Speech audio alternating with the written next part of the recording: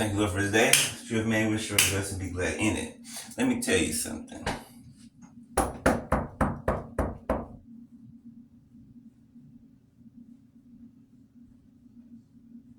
And you know what? I didn't really learn this. Like I knew this, but I didn't learn this before this last situation, right?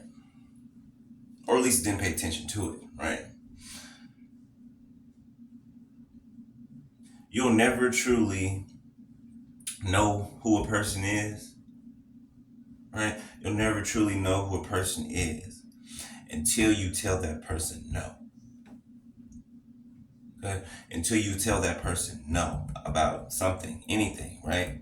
Something you don't agree with, something that you're not, you know, they ask you for money and you say no, they ask you like whatever it is, and you say no because you actually can't do that, or it goes against your morals or values.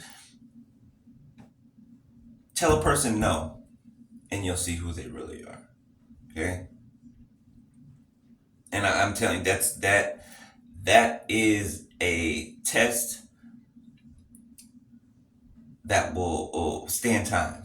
Okay, that is a test that will stand the test of time. Okay, tell a person no. Okay, and they will show you who they really are. Right? It's a short one this morning. Okay, real short. Okay.